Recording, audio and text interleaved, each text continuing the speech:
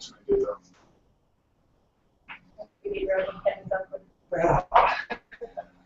So it's called Galt's Gulch. It's just a field around the world, but sorry, by that name, I don't know what it is. But just like a. Sounds like a Bitcoin, like non-dots or something. No, it's just some guy went for a big plot of land, and he said, I want to sell this, but I'm trying to specifically attract anarchists, libertarians, people committed to non-violence, and we'd love to all be neighbors with each other, so it's the kind of crowd. It's going to be all self-sufficient and organic food and all that kind of good stuff. Just trying to grow a community of like-minded people. So it's kind of cool balance, like libertarian too. In love is just a bunch of free. Straight. Yeah.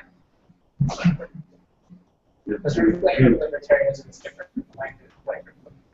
There's lots of different flavors, I'm sure. Max, what we're going to do is because Gabriel Sheare, Gulch, whatever it's called. Gulch Gulch? Yeah, and he's having internet issues today with their satellite. If you just want to run the show, you know, and he comes in, we'll let you guys talk about Gulch, or whatever it's called. It's a weird name, and it's a tough one. It's so you know, it came from Anne Rand's book. Oh, yeah? So, who's John Gulch? That's Gulch Gulch. That's what it was named after. Oh, yeah, right. Did that help me a little bit of light on my face? That's perfect. Okay. So, no one has to answer these questions if they don't want, but I thought it would make it more fun if we just kind of learn a little bit about the room. So if you don't want to answer, feel free not to put your hands up. But who here? I think Gabriel. Yeah. Who here would self-identify as being a libertarian? That's a pretty big proportion of the room. Who would self-identify as being anarchist? Few of those. Who would self-identify as being socialist?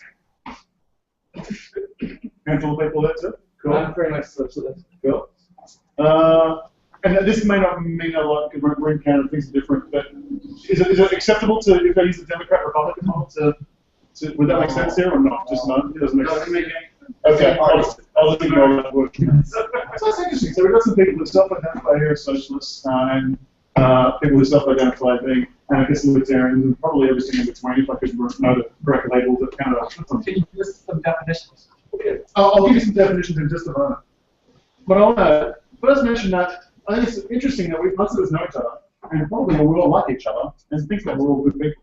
So generally, our motivations are all they're all good intentions, and just for whatever reason, different belief systems lead us down different paths, and we think that the best outcome might be generated by maybe something that's very, very different than the people decide, even though our intentions are the same.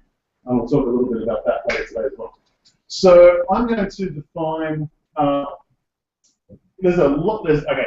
Anarchy is an easy one. There's a very specific definition for anarchy, and it's very narrow and it's really easy. So I think there's not too many ideologies we can actually say that.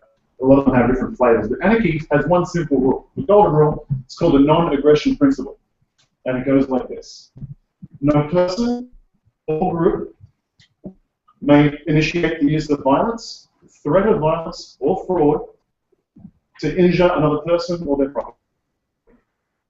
Don't initiate violence against other people, right? That's anarchy. It's trying to eliminate violence from the world. So for a lot of us, when I first heard the word anarchy, it conjured up images of guys dressed in all black and ski masks and throwing Molotov cocktails. And I just wanted to sort of warn that, very, very misleading. Because an anarchist, really, literally, the definition is they do not agree in violence in any way, shape, or form. The use of violence in any way, shape, or form. It's not to be justified. And so that, without thinking too much, and actually specifically asking you not to think too much at this stage, we'll think about it more as we go. But for right now, that sounds like a pretty good principle, don't you think? Like, don't initiate force against your friends. Especially don't initiate force against your friends if you're in a big group, because now you're just like a gang. Like, a bully's bad, a gang of bullies is really bad. So whether you're an individual or you're a group, do not initiate force against other people. And that's anarchy. Now, the consequence of that belief system, if you hold that to be fair, and if you think that's a good philosophy to subscribe to, the consequence of that belief system is that you have to realize, if you subscribe to that philosophy, you also must realize that government is, in fact, a violation of that principle. It is a group of people initiating violence against other people. I'll start with some sympathetic things that probably most of the room agree with. It's like, if I want to smoke I think here it's legal, but certainly in many countries around the world, smoking a joint is illegal. Having marijuana, growing a marijuana plant at home is illegal. Completely non-violent acts. You're growing it for yourself. You can even sell it to somebody else who's a willing participant. They're voluntarily giving you money, voluntarily giving them your product. And there are groups out there who will point guns at you and say, "Stop that, or I will throw you in the cell." So that's an instance where the government is initiating violence against peaceful people. And that's probably one that most people are sympathetic to. Let me try a little bit one that's a little bit more challenging for people. So we mentioned we have some socialists in the room, and they might be advocates of the government taking from the rich to give to the poor, for example. They may not be advocates of that, but let's say they are. Well, there's a rich person, right? And you're saying, you be more charitable, or I will send other men with guns and take your money and give it to them. You're initiating violence against a non-violent person. And so, if we define government, and I think a pretty reasonable definition of government is, it's an organization with the exclusive privilege of stealing money from people in society. They have the monopoly on violence in a particular geographical region. That's what a government is. And an anarchist said that doesn't jive with my philosophy. It doesn't. It's clearly a violation of principle. Now, in this world, we kind of have to go down two paths because there's a practical aspect. If something sounds good in theory and it's quite philosophical and it's all puppies and rainbows, well, that's good. But if the practicality of applying that philosophy means we're in Mad Max days and it's gang warfare out there and there are people roaming the streets with machine guns, knocking people down, that's obviously not very productive. I'd happily abandon the philosophy if the practicality of anarchy meant that. But what I want to put to you is that almost exclusively, it's hard to find an example where this is not true, that for a given society and for a given level of intellect, of education, of propensity for violence in a group of people, for any group of people, if they move toward anarchy and move toward less government and move away from more government, what they're doing, that society almost invariably becomes A, more prosperous overall, and B, the wealth gap between rich and poor actually shrinks. And that's the stated goal of socialism, by the way. Apparently, that philosophy will reduce the gap between rich and poor. And what it will do is, through efficiencies of centralized planning, it will grow the prosperity of everyone. So anarchy, from all the way from 0% government to over here, communists like 100% government, the stated goals are pretty much always the same. But I think we'll go through some historical examples. The practicality and the application of those philosophies gives a very different result. The further down this end of the scale you go towards zero government, the more prosperity you have in general, and the narrower the gap between rich and poor. I'll elaborate on those points in a minute. I want to step to sideways for a second and talk about some of our prejudices. Revolutions of intellectual revolutions take place. And I want to reiterate this issue of the practicality of something versus the morality of something. It's interesting to go back and read through some of the big intellectual revolutions of our time, like the abolition of slavery, women's suffrage. There's a very clear path that those things went through. And to begin with, the people, slavery was just a given. It had existed for all time. That's just how it worked. There's no way that society, it's too hard to imagine how society could work without it. And if you go back and read the debates at the time of the abolition of slavery, almost invariably, most people got the reality of the philosophy. It's like, owning a human sounds wrong. Pretty much everyone got that. Very few people argued it. But what they said was, practically it's impossible. It's completely impossible. We'll pick the cotton.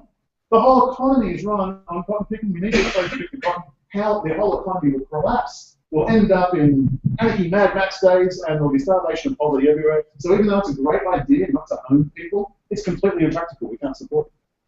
They went on to say that plus the blacks aren't educated. They're going to go out to the world. No one's going to employ them because they're not going to be able to earn enough. They're going to start stealing from us, and again, we're going to see a decay of society. So the philosophy was understood very, very quickly. And the issues they put forward were ones of practicality. It just can't work not to have slavery. And I want to imagine if you were back then, 1700, 1600, 1500, and you were advocating the abolition of slavery. And someone came to you and said, go on, prove to me. Tell me how the economy is going to function without slaves. How's that going to work? Now let's say, from whatever chance, let's say you actually had the answer.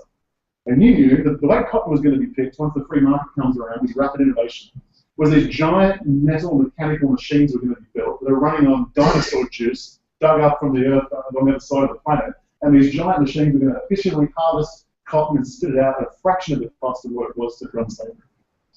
If you were even smart enough to have that idea, you'll be laughed off the stage. No one would take that solution seriously. And so when people who are willing to say, look, it's just not practical to have anarchy, I would say that it's very, very hard. If you really want to dig your heels in, say, prove to me how it can happen, you're putting the person that you're arguing with in an impossible situation, one they can't. But fortunately, in the case of slavery, philosophy won through. And we said, you know what? It's just wrong to own humans. We're not going to do it anymore. Damn the consequences. And life turned out a hell of a lot better and more efficient for everybody. And we go through women's suffrage, go through exactly the same arguments. So that kind of went through a similar pattern. And so during these intellectual revolutions, they start off where it's completely unimagined to change the system and abolish slavery. Then there's this period of confusion, and now nowadays, looking back, imagine if someone came up here and said, what the economy really needs now is slavery. It just blows your mind. You can't even imagine the stupidity. So it goes from unimaginable to abolishing it, to confusion, to unimaginable not to have abolished it. And when you're on the other side and you've seen how much better it is, then it becomes very, very clear. And so the anarchists and the voluntarists, I'm going to start calling them voluntarists, and it's a lot more friendly now. The voluntarist has the decided difficulty in these conversations to try and explain how the world might be. Because I think, did everybody get the philosophy, like, don't initiate violence against people? Like, the philosophy is not hard to get, right? It's really, really simple. But the hang-ups in our mind is, how will everything work? We'll build the roads. What if there's a military invasion? Who'll run the military? Who'll run the police? What about a court system? An infinite number of questions come up. And so, for the advocate of voluntarism to try and answer all those questions, it's months and months and months of dedication. It's quite challenging to do. But that's where the really fun conversation is. But what I want to ask here is just to initiate a little bit of discussion at this juncture. Is there anybody who disagrees with the premise that government is inherently moral because of that non-aggression principle that I stated? Does anyone want to take that position and join me in a conversation about that? Inherently, no, is the question. So that because government, if you're an advocate of government, what you're advocating is a group of people initiating violence against non-violent people, be it through taxation or throwing them in jail for growing pot or whatever. Sure. I like the argument that you know, before we were born, we would all rationally decide, we would all rationally agree for redistribution of wealth, because we wouldn't know whether we were going to be born into a rich family or a poor family. And because there's so few very rich families and so many poor families, we would say, yes, I think that's a great concession that the very rich give 10% or 30%, some money to the poor. I'm going to agree with that. So that's an interesting point, and I will get to that in a second. But you didn't quite answer my question, which was the actual process of that would be immoral. Someone's like, if someone disagrees with that, the group is going to literally point guns at them and say, no, give us money and contribute to the group. Do you recognize it? Now, let me give you and everybody else here out, right? It's okay to say that, yes, it's immoral, but you know what would be even more immoral? To not do it. Because then poor people will starve, it's not fair, there's rich and poor. So I'll give people an out. So it doesn't mean you're instant just because you agree to that sentence. Because I still have a practical matter to argue. But as everyone disagrees with the philosophy, that is, no, that would be initiating violence against non-violent people. And the existence of government is inherently moral, or redistribution of wealth is moral? The existence of government is inherently moral, is the position of, is inherently immoral, is the position I'm putting out there. Yeah. And like I said, you can get out of jail free and say that, well, I recognize that it's doing a bad thing in its application to try to achieve a better goal, but it's worth it. So you can have that position, but there's an initial step there which says, okay, you're initiating violence against non-violent people, that's bad. So is parenting immoral? But I don't know. I don't know if this is going to clear up any confusion on that specific question in your comment, but I guess he's looking for like a yes or no. If that situation comes up and you look for someone to enforce that, would you agree with the current government or a government in general? Would you say yes or no, and like you don't enforce that? Is that kind of clear up the question a little bit? Or No. No. Let me put this another way. Does he identify you're wondering, does he identify with some sort of or initiation of violence against someone? Let me give you a specific example. This is a big outbreak. Now, there's a disease, it's like it's Ebola, isn't it? There's this town that gets quarantined, there's Ebola running wild, and forget there's a government. Just you as an individual happen to have a little hobby bomb at home, right? And you can incinerate the town. And you know, in your belief system, the evidence you've established is that if there's a 100% chance that Ebola is going to get out of this little town if you don't blow it up. And if it gets out, it's going to annihilate humanity, right? In that instance, I would violate the non-aggression principle and I would blow up the town. I would do it. But I recognize the fact that I'm violating the non-aggression principle. I recognize that I'm doing it, and the burden of proof on me, just so that I can sleep at night, is really, really, really high. It's not like I heard a rumor once that there might be a disease there and it might get out and what the fuck is going to blow up town. Because I recognize I'm doing something incredibly immoral, my burden of proof and certainty that it's the only choice I can possibly make is really, really high. And the reason it's really high is because I recognize that I'm murdering people. That's the premise is the same as the opposition to your argument, that for the group as a whole, over the longer term, what they're doing is actually beneficial. Correct. Because of this, when one guy in jail helps everybody prosper because we can have this large organization that does things. But it all depends on what morality you're subscribing to. Because again, you have morality where individual, say, rights are the most important things, or the rights of the community is more important than the individual rights. It depends on which morality you choose, then it might be more justified in that statement. So this is a really interesting point that you brought up. Does the group have rights, or does the individual have rights? And I submit to you that in that instance, it doesn't matter whether I'm the president of the nation, I've been voted anything or whatever, or if I'm just some guy with a hobby bomb in the back of my garage that lives in the town and can blow it up. My justification for blowing up the town is that serious death is upon me. I did not get any extra rights or extra privileges from a moral perspective because I had a large group of people agreeing with me. The justification for whether or not I blow the town is whether or not I believe in the threat that Ebola getting out and wiping out humanity, of which I am one. And doesn't the violation of the non-aggression principle, in effect, prevent convergence on a better status quo? Like when someone is talking about parenting, right? It's not an a priori fallacy. What they're saying is that somehow it makes the world a better, or we're talking about the solution. Somehow stealing from the rich and giving to the poor makes the world a better place. But it prevents conversion to a world where the gap between rich and poor narrows. So in other words, so redistribution is a moral evil. It is not a moral good. We can't argue by carbon before the points.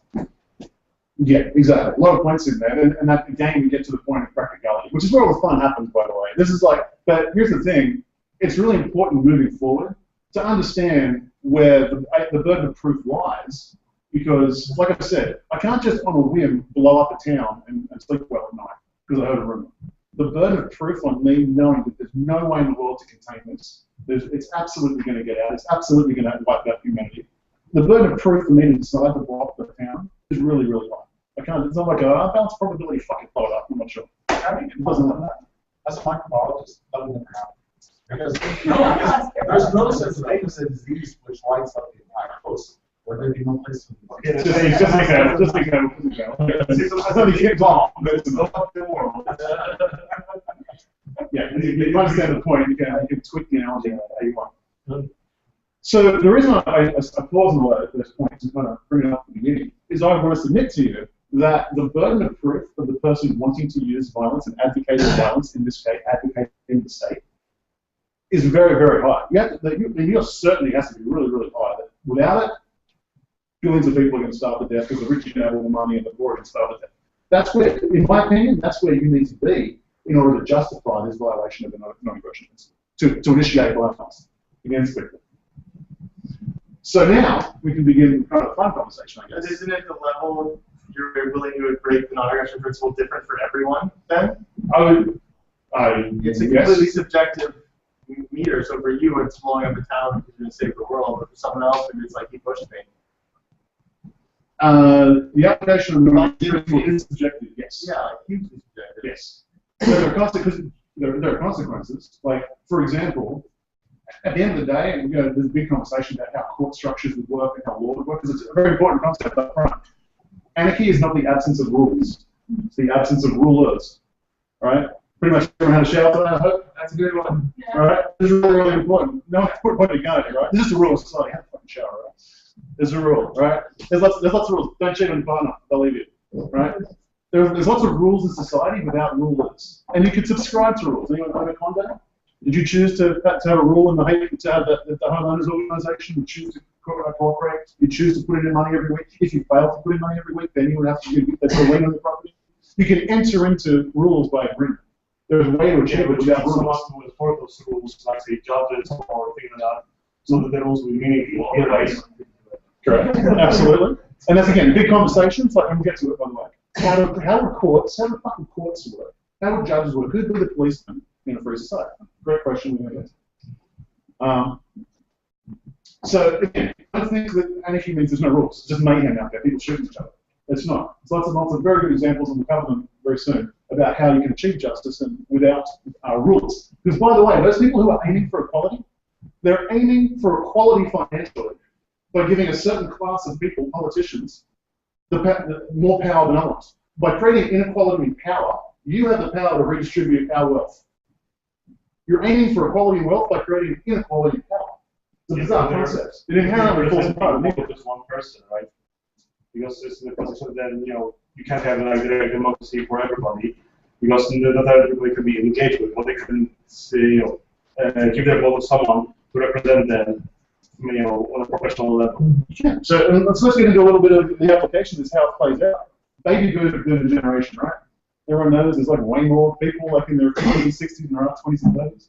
Throughout history, they've voted themselves really good shit, right? Because they're the majority. If you're a politician, you appeal to the baby boomers. That's when you get your vote.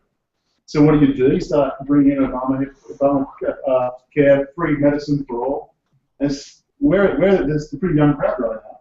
We're the generation paying for that. Someone's taking out, like, let me like that. The degree to which the destruction of the economy is fucking mind-blowing. My father was a plumber. My mum was a stay-at-home mum, right? On a single income as a labourer, he owned his house outright by the age of 30. Raised 3 kids, saved for his retirement, easy peasy. I'm 36, not one of my friends own their own house. There's 3 billion people. They still have a mortgage for the education, so they don't have the house. But the question is, do they have the right to have the house? Because the economic conditions means that it might not be possible for them to achieve what other generations achieved before that. So let me that's pretty starting, right? Let me continue this a little bit. Between now and then, when my dad did that, he used to spend 2 hours a week typing up invoices. 2 hours a week. Now, press a button, mail merge, invoice gets sent like 1 second. Technology has provided all these efficiencies. Just think about a secretary can type out this print. Now, mail merge, then print, thousands of documents produced. We should be able to work about 2 to 4 hours a week, and I should have a superior quality of life than my father, thanks to technology. Produce so much more thanks to technology. So from a given input, it gets magnified by technology. Not only has some organization or entity eaten all of that prosperity that humanity should have had, we've actually gone backwards to where my quality of life and those of my peers is much less than my parents. The technology is compensated for by the free market. It's priced in once it comes in. You don't all of a sudden have to do less video. Well, everybody is by technology. The rest of the value is what it produces. everybody has technology, so it's equal as to basically proportional to everybody else. No. It's technology. No. But technology is like a lever. For my amount of hours put in, I can produce more. Now, there's some base things that you need shelter, you need clothes, you need food. The amount of hours I need to put in, should do with the amount of technology now. The amount of hours I need to put in to achieve that for myself compared to my father 50 years ago is mind-blowing. I should be able to put in 2-3 hours compared to his 25 hours to do that. Right? That's the value of the working class. Because it only took you 3 hours, so that now your time is valued at X. Because It's not you've got to do backwards. One productivity is rising. Therefore, the value of your work is rising faster than the amount of time that you're investing on effort that you invest on. And here's what I'm saying, right? All that wealth growth, it's out there. It's been destroyed to a large degree actually through investments. But what we see now is this huge wealth gap, right? The very, very rich and the massive poor. We see the middle class getting annihilated, right? So people argue, as a general rule, if I may argue for the socialists, they would say, money makes money, everyone knows that. Therefore, without governments taking the rich and giving to the poor, the rich will get richer and the poor will get poorer.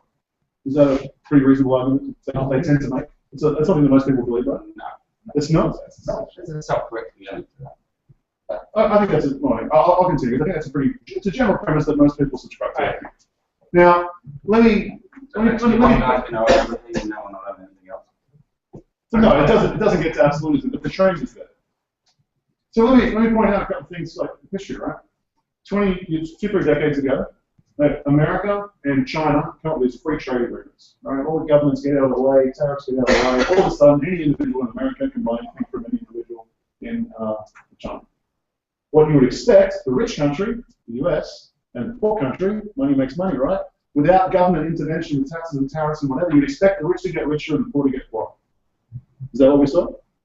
Talking about Well, different things. no, it's exactly the Just same. because there's free trade doesn't mean the rich get rich. No, I'm saying it's the exact opposite. It means the poor get very rich. That's Not not very rich, but compared to what they used to. Yeah, that's not Actually, wages rising faster in China. That's 400 million people in China. Hundreds of millions of people lifted up out of poverty without the intervention of government. And the flow of wealth from the rich country to the poor country was mind-blowing. Within 2 decades, hundreds of millions of people lifted up. Their wages and nuts. Yeah, how many people in the rich country lost their jobs because it was outsourced to China? I understand. Steel workers and things like that you could buy cheaper steel from China than because that. The justification, but the fear, this is a good thing. Tell me true or false. The socialists were arguing, we want the poor to get poorer. Right? We want them to have to work and the rich to be unemployed, right? That's what they got with freedom. The fear was the rich would get richer and the poor would get poorer. The exact opposite. Well, if The rich got poorer and the poor got you richer. don't make as much as money as your dad did, then that was bad for you, and not to them. Yes. And That's exactly what killed it. But we're going to the point. What I want to focus on here is that we just did a 1.3 billion person experiment. Absolute unbridled free market trade. No one was stopping, short of the drugs and shit. Computers, electronics, homewares, 99% of products could cross borders, no tariffs, no taxes, no one would stop you, willing buyers, willing sellers, free market, go for your life. And the wealth that flew from rich to poor was mind-blowing. So the primary premise of the socialists is that we need governments to take from the rich to give to the poor, or else the rich will get richer and the poor will get poorer. And I'm just telling you, we just did an experiment with 1/6 of the planet, and that was proved false. But didn't we get more of the Bill Gates, the Steve Jobs, like the really rich? Well, what's wrong with all this? So now let's look specifically at the two countries. Within that on the macro level, everyone agrees, I think, that the wealth flew from rich to poor. So now let's look at what happened in each individual country. Within the United States, has government grown as a percentage of the economy or shrunk as a percentage of the economy? If you don't know, the answer is grown considerably. Exploded. And we've seen the wealth gap between rich and poor explode as well. Let's go over to China. Are they more free or less free than they were 20, 30 years ago? Has the middle class exploded or has it shrunk? I can go through every single country in the world. If we know the data, it's almost, without exception, it's true. The less government involved, the narrower the wealth gap. Government causes the wealth gap. Everyone says, the rich are too rich, the poor are too poor, you've got to do something, the government's got to do something, let's get more government. And it's this vicious cycle that grows and grows, and the middle class gets annihilated as the government How grows. about like countries where the government is incapable of stopping, say, drug laws, things like that? We have a couple of people that are immensely, they have their own armies, and the poor people live in the slums, versus if you have developed countries where the government is capable of enforcing that, then the lower line is much higher than in those countries. I didn't follow, I'm sorry. Well, you say, again, have the drug cartels in places where the government can stop them. So effectively, there's no government there. The richest have the most wealth, and they are more disproportional from the poorest than the countries in the developed, say Europe, where the government is capable of mitigating that, and the wealth gap is smaller than that. Those are the What you're saying is that's in Mexico? You're saying that the drug cartels have taken over the government, the police, and the poor are getting fucked? well, As compared to Europe? That's happened. I completely agree. I completely agree. That is As what's a consequence of government interference, they've artificially raised the price of illegal drugs such that. Yeah, absolutely. Yeah, absolutely. I mean, what's cocaine, heroin, nothing. It costs a fortune. So all that money flows to the drug cartels, yes. Now, all those drug cartels have got money, they seek protection from governments. Well, most of the military, most of the police are on the payrolls of that. And the reason, the people, the fundamental thing is that the people believe in the justification of the state. Without the state, we'd have anarchy. Anarchy would be fucking chaos, right? So without the state, we'd be fucked. So therefore, when the guy with the badge points his gun at me, I do what he says, because without them, I'm completely fucked. That's the false belief system that underlies everything. Because as soon as you wash all that bullshit away, you're just looking at the thug. It's just the cop who's on the payroll to the drug cartel is no different from the henchman who's on the payroll to the drug cartel. The big difference is the individuals, like when the mafia takes over an area and you have to pay protection money or the camera, there's a limit to how, there's some limit to what you can do, because the people are like, there's hundreds of us and they're extorting us, making us pay security money for the mafia. Let's fight that. There's a limit to it. But when the people are paralyzed by their belief that there is no actual moral justification in this thug who's got a badge, the degree to which they can be extorted is incredible. And that fundamental belief system is what is hurting society more than anything else in this world. The difference is that policemen on government payroll has morality because he believes that he's doing the wrong thing, versus, say, you got someone in the drug cartel, they don't believe that they're doing more. They know that they're doing more stuff, and it's not stopping them from doing anything to you. They can use violence without any repercussions. I would argue that the person who believes that there's something morally is actually violating the non-aggression principle is far more dangerous. So I'll give you an example. Like, Hitler believed he was doing something wrong. Thought he was cleansing the world. Pretty much everyone justifies what they need to justify so they can do what they want to do. That's what everyone does, right? From top to bottom. Now, what's incredible, when you watch everyone's watched like the riots in Greece and Spain and America, and these cops just walk out with guns, and there's just peaceful people there, and they just start belting them because they've justified in their mind that I'm the moral person because I'm holding the badge. The guy in the suit told me to do it. I'm just doing my job. Why would you be angry at me? I'm just going to keep beating people. It's mind-blowing. The stupidity of the guy who's beating people and the ridiculousness of the people who petition these people to hire people to beat them is just so circular and so bizarre that it makes no sense. You're saying basically the government pauses and justifies the means. Always. If you have the badge, you're right. If you're a guy being beaten with a baton, you're wrong. Yep. Right? Well, the point is that we have to save ourselves with the past. Right? Bitcoin is now. Bitcoin is the revolution. Right? We have to ask ourselves, well, how do we convince people to shift their mindset to say critical arguments of the past about Marxism and all that crap? What's dead? It's over. It's buried. It's dead. Let's move on. And here's to bring it back to cryptocurrency and that exciting world.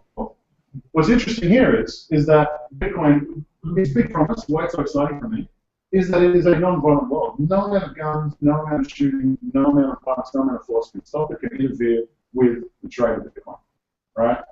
And what it does is it increases the cost of tyranny so high, you spend hundreds of millions of dollars on FBI to shut down Silk Road, and 5 minutes later there'll be 3 more. And 6 months after that, there'll be a decentralized one that can't be shut down. It increases the cost of tyranny so high that it just makes it, in time, it will make it absolutely irrelevant and redundant. I totally agree with you, and I'm super excited with that feature. But just to give you guys some background knowledge, the trailer of the TV show that we saw at the beginning, that's a web series based on the premise of the assassination market, which is a market in which you can bet on the death, the date of death of a given individual. And so I wrote a story on Christian, and Christian Blaze is the producer. And part of me didn't want to write it. I'm excited about this sort of peaceful future that Bitcoin can bring, and that's kind of, in my mind, a counter-example in that, it could really open up the... There are new challenges. I'll give you another example. Open Market, it's a really exciting project. It's a decentralized Silk Road. It's actually, Ross Albright did a really good job. It was a non-violent crime. It was a non-violent crime. Illegal crime. Any kind of drugs, pharmaceuticals, 99% of crimes are not really crimes. There's no victim, right? Child pornography, he kept it off there. He did allow, he allowed weapon sales. It wasn't an assassination market for a small amount of time, and he took it off. He actually was doing a pretty good job. In my mind, he was right on the correct line of where you should be. There's no victim, there's no crime. Now, in order to defend against the tyranny, we've had to go and create Open Market. And there is no way to stop the pedophilia market on there. Open Bazaar, thank you very much. There's no way to stop. There's no way to stop it anymore. Yeah, I mean, power tools create responsibility. I mean, Bitcoin's probably the best thing to happen to kidnappers since the invention of duct tape. Well, that's not a reason not to use it, right? There's going to be a lot of new problems to solve in this world, to be sure. But it solves so many more than it creates. Yes. I think a lot of the time that you were talking, I was thinking, sometimes, okay, I completely agree with that, and then sometimes not. But for most of it, I was just like, the practicality of that is really difficult, except for using Bitcoin. Because in that, if we're in the current monetary system, then whoever controls the money has a huge influence on the laws created. And just like, sure, we can vote them in power, but for 4 years, they have the power to print money and make laws. So for those 4 years, we're pretty much done for, and they make the rules. And that's, I guess that's why it's so exciting, is because, I mean, I would gladly give a certain amount of my paycheck to a government that, just prevented violence, or kidnapping, or bombs, or whatever. Sure, no problem. Maybe I'm the only one or something. But in this system, I think what you're talking about is almost impossible to execute on. And that's why it's, I guess, why Bitcoin is kind of exciting. Even though there's new problems to solve, I think the only way we get to a very nice system like that is a fair monetary system. I want to give you a paragraph. This is something to throw around your mind. Here's what Anarchy is. Competitive governments. It's not the absence of government at all. Competitive governments. You get to subscribe to whatever government you choose. So there's a government over here, and it says, here are our laws, the non-aggression principle. If you don't violate that, we will protect you. If you are violated against, it's like an insurance policy, we will pay you out. Right? There's another one over here, which is competing, right? So they have more aggressive rules. There's less things that you can do, there's more things you get protected over. And you can literally subscribe to whichever government you want. That's weird. How might that work? How would you end up where the instance of, let's say one government has the death penalty for something, and another government does not have the death penalty for something. And I'm a victim, and I'm a subscriber of that. And death penalty is a bad example. Let's just say I'm a subscriber to this government, right? And I have a deal with them. What's part of my protection is that they will prosecute and pursue the death penalty for anybody who murdered me, right? My murderer is a subscriber to a government where there's not a death penalty for murder. How might that play out, right? So how might laws work in general for society?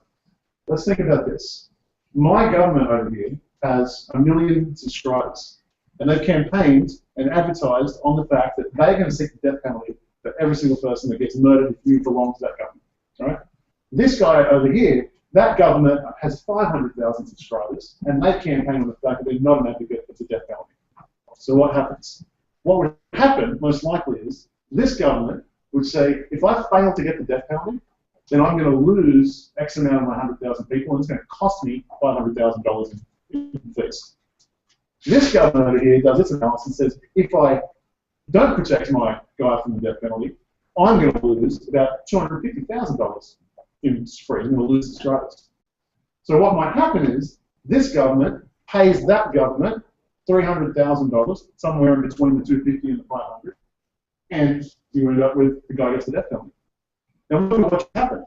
They have the most amount of subscribers. More people voted their dollars for that government, and that was the law was passed.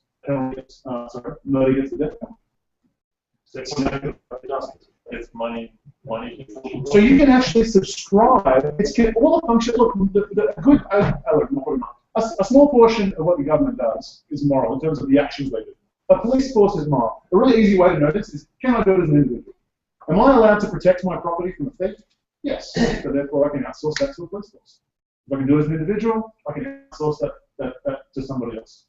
I have the right to install a security system on myself to protect it. Is that moral? Yes. I can get the government to provide security.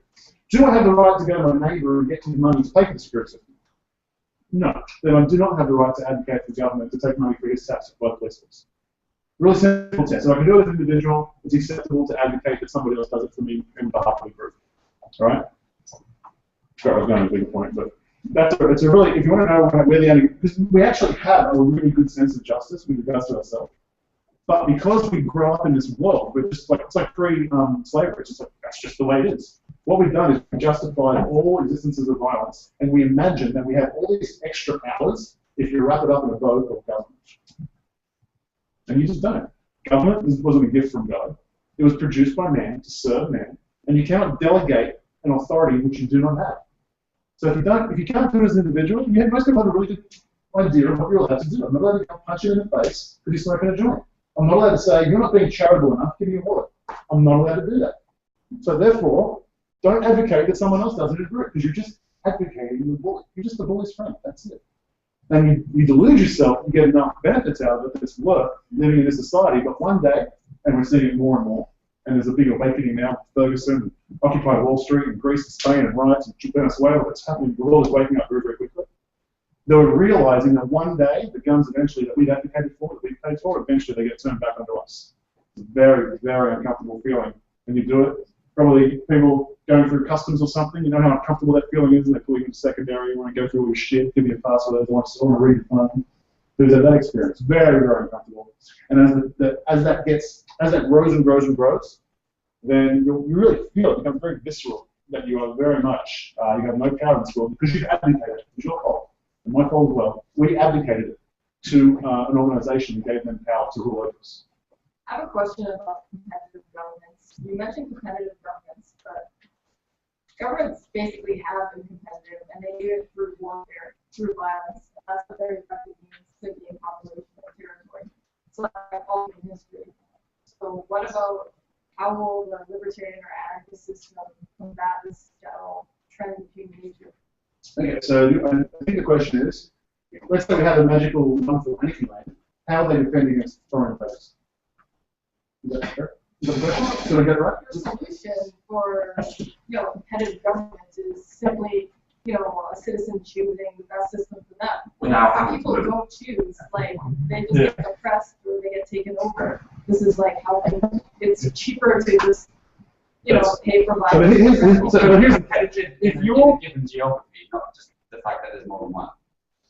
Yeah, if remember, the catch is, no matter how much I disagree with the state, I would still have to give them enough money to fund their shit, or they're going to come and send them guns and burn education. As soon as you take that principle away, where now they have to earn my business, it's the same way. But what if KFC annihilates all other fast food chains because they're so big and it just doesn't matter, really. If they're doing such a good job that we all only eat KFC to the exclusion of all other fast food, then great, we're all ecstatic with the result, because obviously we all love it. If you have a monopoly and a free market scenario, then great. The problem with monopoly is when you are prohibited from leaving that service to the customer. And that's where we are with government. I'm not allowed to leave that service to the customer. I agree the system is immoral. I just don't see a way of getting out of it. And I don't see the majority of the population opting out. So are you to repeat my question, the majority of the population would pretty much have to, because medical services, that's like what? Well, no. One lead up at a time. Can we argue for a subscription system for defense, medical, and all that? Basically, you pay a fee, but it's essentially the same thing as the derivative. Basically, you pay a fee for its insurance for a medical system. You pay a fee for insurance for its fire. You pay a fee for its insurance for police, whatever. But the key thing is you're controlling the conditions under which that contract is executed. You're not giving that police officer the right to break into your house, drag you off in the middle of the night, toss you in a cell. You're just saying you are entitled to keep the street safe and keep the setting. And there are rules around that, right? So, for example, there's two different companies here. One's both saying, I'm going to keep the street safe. One's saying, I'm going to do it by strip searching everyone on the middle street. Make sure no one's carrying weapons. The other person does it by, I'm going to put video cameras up there and stuff like that. And you, as a citizen, get to vote with your dollars which one you want. And other military governments will protect you from violators. So let's say that guy says, I'm going to strip search you now. And you just go, I'm a member of this organization.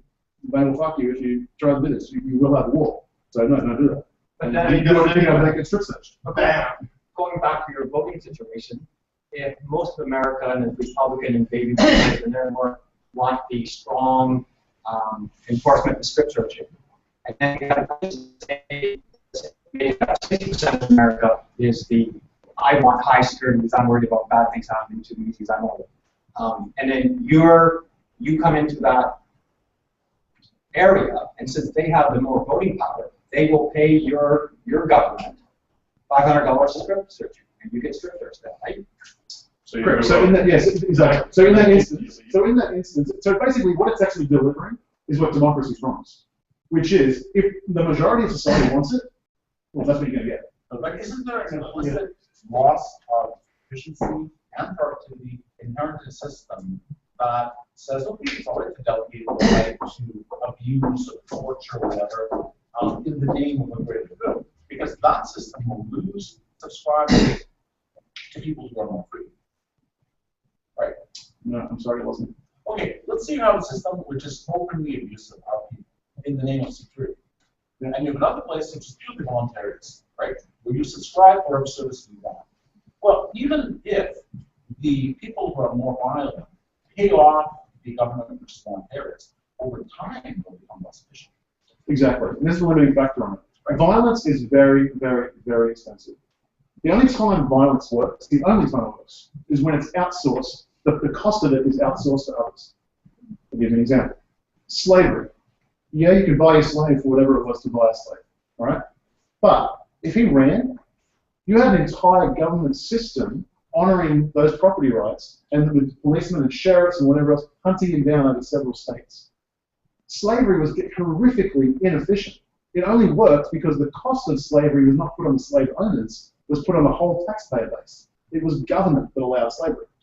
We can get, the more we talk about violence, we can get to like every country you find. If the cost of the violence is not outsourced, then violence doesn't happen. It's too expensive. It's not an efficient way to run the business. Or it's never efficient at a scale. Say, keep one slave, especially because you have to protect them. But if you have, 1,000 of them, put them in the prison, then suddenly it's cheaper because of the return of scales.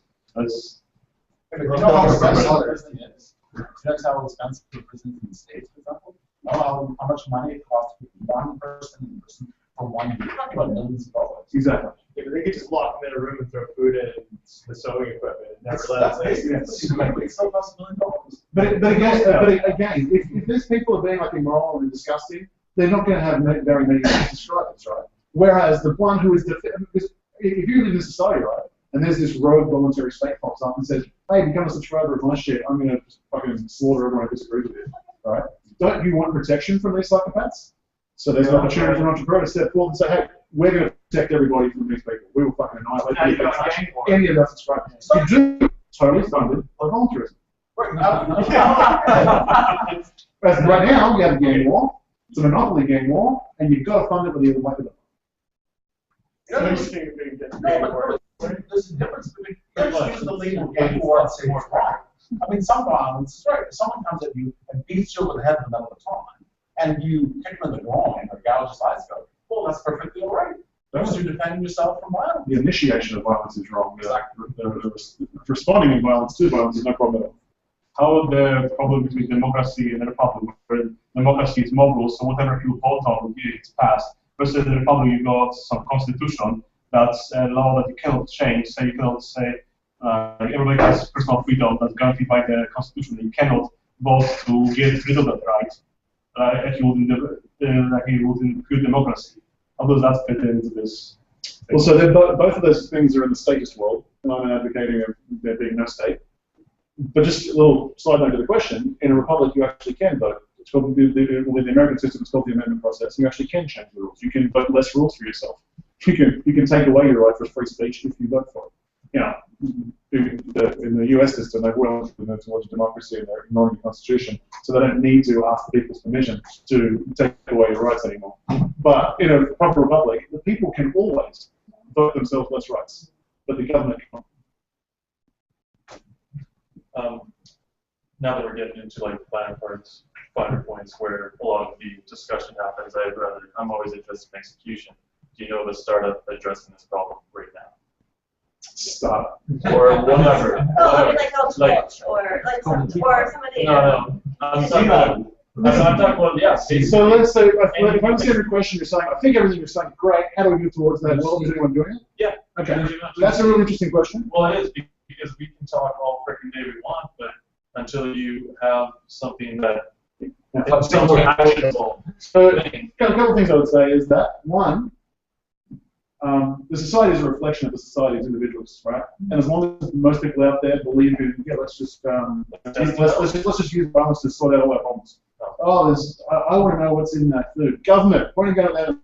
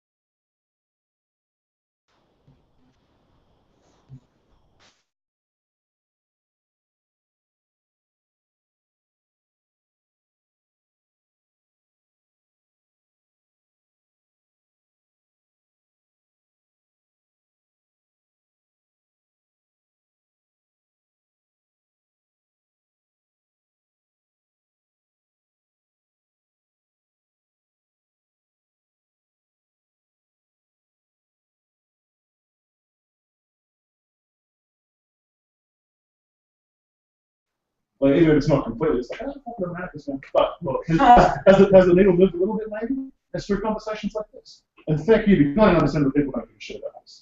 You guys get up your time, you're going to hear about something like Fred Long about fucking money over to you. Thank you for that. Because you guys care enough about the world to do it. Thank you. Sorry, that's okay. I got to comment again because, I mean, it wasn't the main focus of my interest for the last little while of this kind of system, but it makes a lot of sense for things going forward. I would suspect that there is probably at least some sort of convenient startup. Not even, it doesn't have to be a startup. It could be like a general startup team of people building a force. But I guess I challenge you to, I don't know, find some sort of tool we can start using other than just spreading. Yeah. Spreading.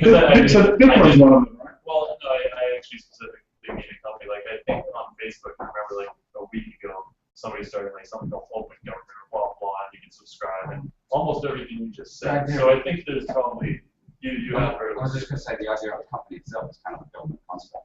Yeah, I guess they're kind of making it just as a system for other people to use. So it's not like, if we were able to actually do something with what you're saying, that'd be a lot more exciting. Right, so tangible stats. How can I take this information and be tangible and productive about it? Yeah, close, as close to that as possible. Okay. So, I challenge you to bring that forward if you can. Sure. Does anybody else agree with that?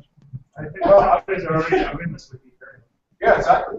Yeah, I think Ethereum is kind of like a necessary step. Always kind of. What they do is they make violence impossibly expensive. Yeah. It's so expensive to afford it. It's so expensive to afford it.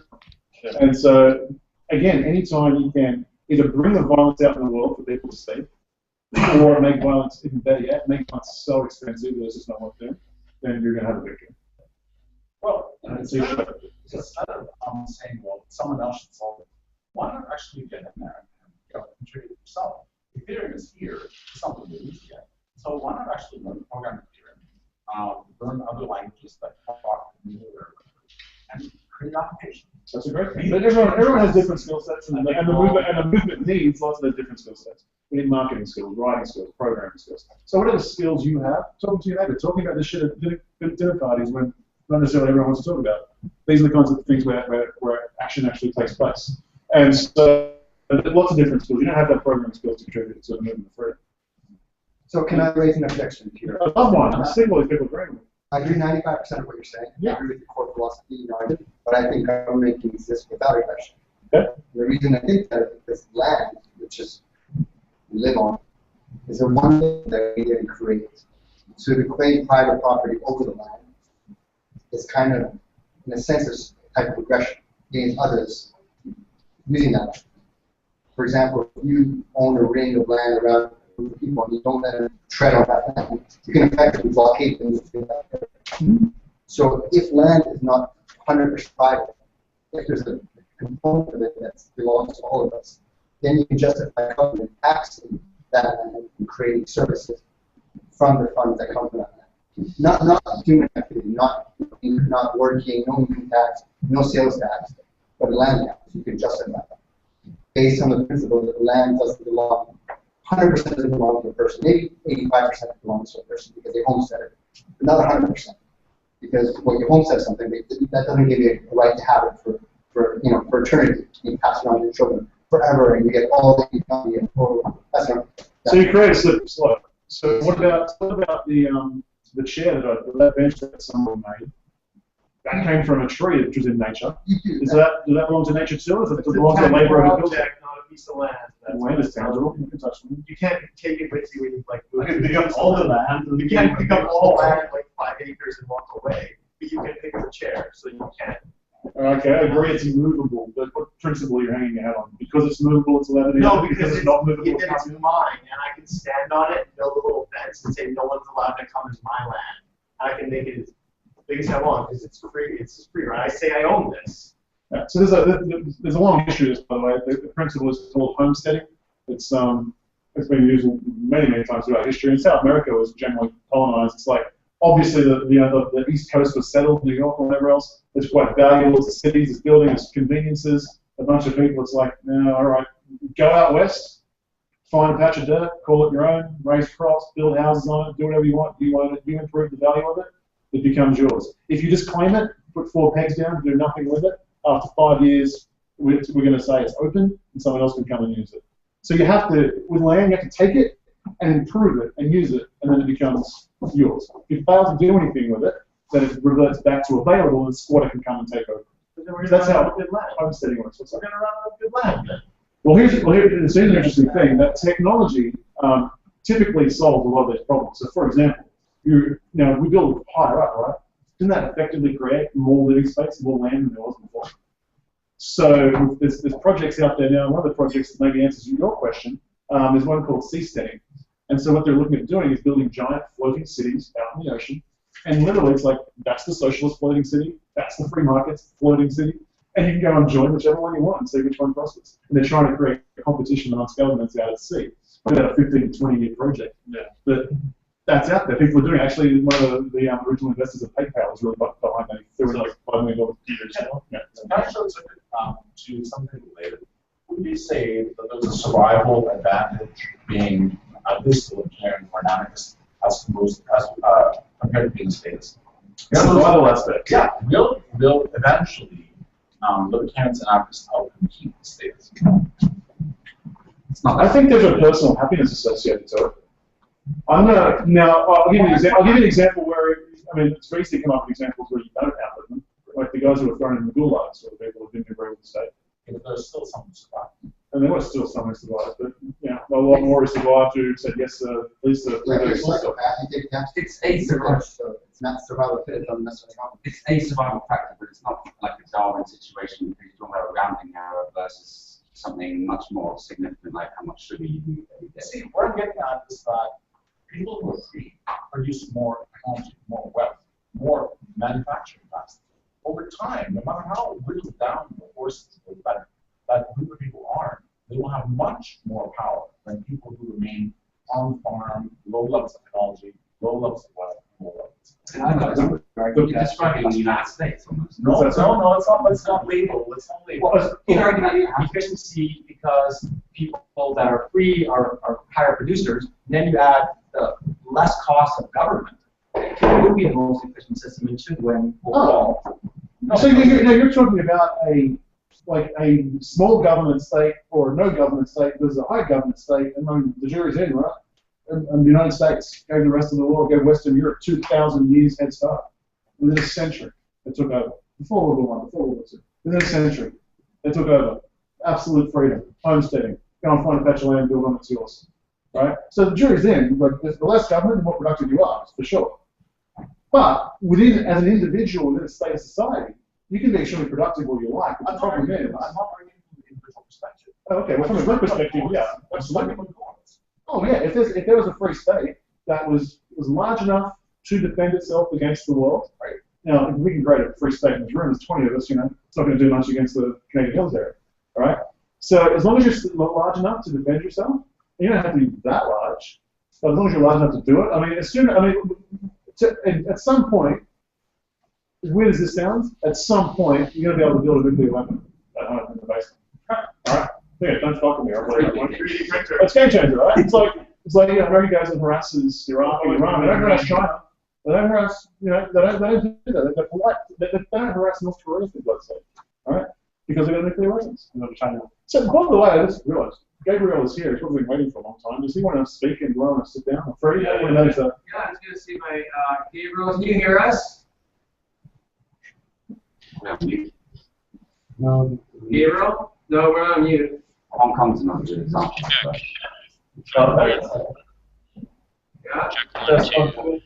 Yeah. I can hear you. So I've spoken for a hell of a long time. No, I'm going to sit down. Thank great. you very much, everybody. We'll follow up the Gabriel. Max, thank you so much, Max. Gabriel, can you hear us, Gabriel? Hey there. Hey. My connection is horrible, so I should probably not press my luck with the video feature here. Okay, that's good. That's fair. Is the audio coming through fine though? Yeah, it sounds great. Max told us. You heard what Max said. He brought us through a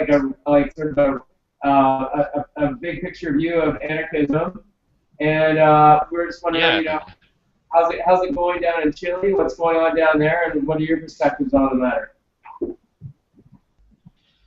Yeah, I really enjoyed his introduction. It's pretty much exactly what I would have said if I were there. So I'm glad he's there in person to walk everyone through this. But no, things are pretty good down here. I mean, obviously I'm still in a state like everyone else is in a state. So I mean, we're kind of on the same page. It's not like I'm in some kind of a anarchist paradise, but you do what you can. The plus here is that it's a lot easier to spread yourself around over multiple states to take advantage of the various pros that each one offers and avoid the cons. So that's one thing that I'm really appreciating after having left Canada, where everything was all amassed in one state.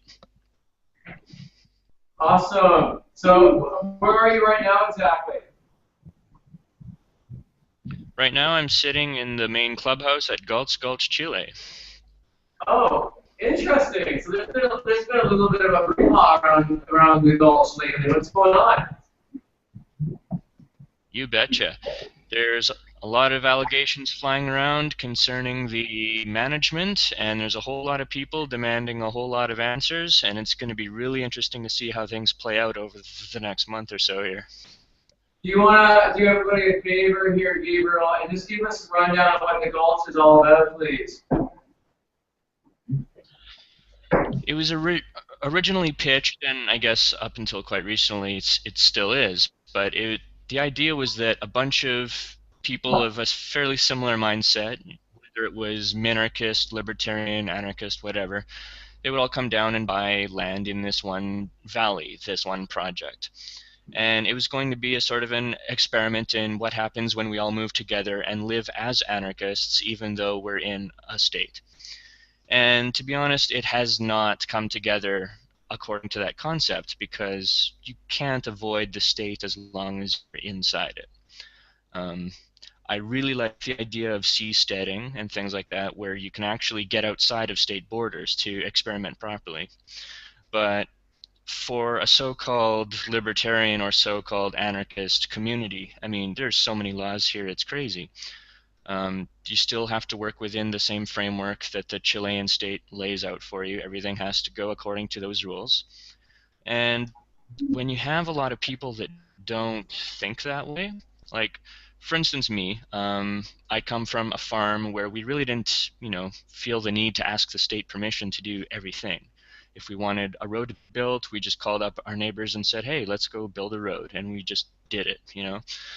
So we have a lot of people of that kind of self-sufficient mentality coming here thinking that they can just run anarchist wild when in fact you can't.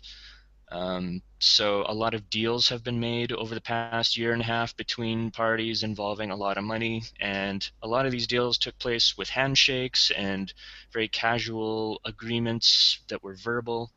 Very little was actually written down in contracts as they should have been. And so now you skip ahead a year later, and there's a lot of people that are scratching their heads wondering what the hell actually happened. Like, there's a lot of contracts that, if you look at them through the lens of the US, they look fine. But when you come to Chile and you realize that, wait a minute, this contract has to be in Spanish and it has to be notarized, then all of a sudden it's not legal and it's not binding. So trying to marry these two philosophies is just not feasible. Personally, I came here to participate in the experiment to try to, learn as much as possible, so that when we are able to move beyond this situation, and when we can go and seastead, or when we can go and take control of a barren island or something and do it for real, we'll have more experience to draw from. So in the sense of a learning experiment, in the sense of, just a sandbox to fuck up in, I think it's been useful in that sense, but it certainly hasn't achieved any of the lofty goals that were put forth when it was first being pitched.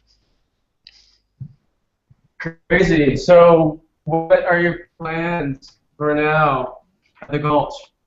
What are you going to do? Let's see, Exosphere, I'm not sure if anyone here has heard of that. It's an entrepreneurship boot camp. It's sort of an alternative educational program. I've been assisting with that, and the next run of that starts up in a few weeks. So I'm going to be heading over to Viña del Mar to assist with that. I'll be there for a couple of months. And I've also been building my own project here. It's been called Fort Galt, but in lieu of the controversy that's been flaring up over the last few days, I've been talking with various buyers and investors, and we're all pretty much in agreement that we should change that name. So we're going to be moving that closer to Viña del Mar, and we're just going to keep going on with that. I don't know how many of you have heard of it before, but essentially we're building a castle, and we're turning it into a Bitcoin-run capsule hotel. So people are essentially buying capsules like you would see at a hotel in Tokyo, and we're gathering up a bunch of spirited young people to move into this castle together, and we're starting businesses together, and we're just going to see what happens with that. But we're not doing it under the idea that it's going to be some kind of an anarchist paradise, because we've all already seen how futile that concept is. Anybody have any questions for Gabriel? How big is the castle?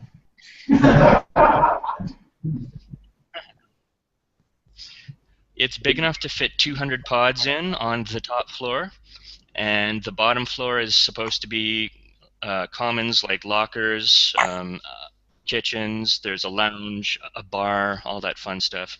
So the idea is to turn it into like a central community hub where there's, live music and fun shit to do for everyone, but also have it close to a fairly decent sized city so that people can go and have lives when they don't want to be in each other's face, right? Like, the idea of Galt's Gulch is pretty cool at the end of the tunnel, but there's a long way to go before it gets to anywhere where there's actually a community with a lot of, jobs and things like that. So we'll definitely check back in with Galt's Gulch in a few years, hopefully after everything's been sorted out. But in the meantime, we're not really that patient. I'm still in my 20s.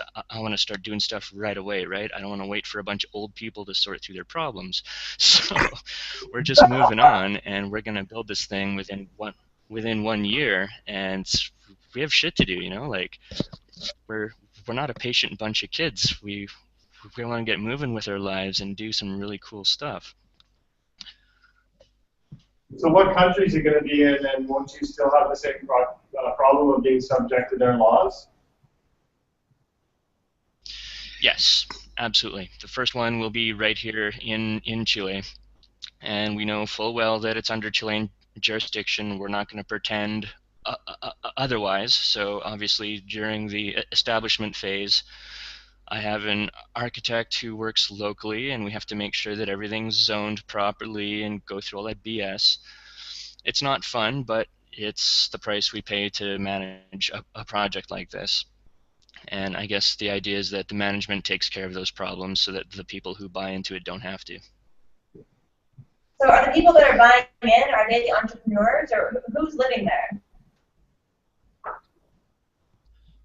The castle project hasn't been built yet, so no one's moved in or anything like that. But so far, the buyers do generally seem to be quite entrepreneurial.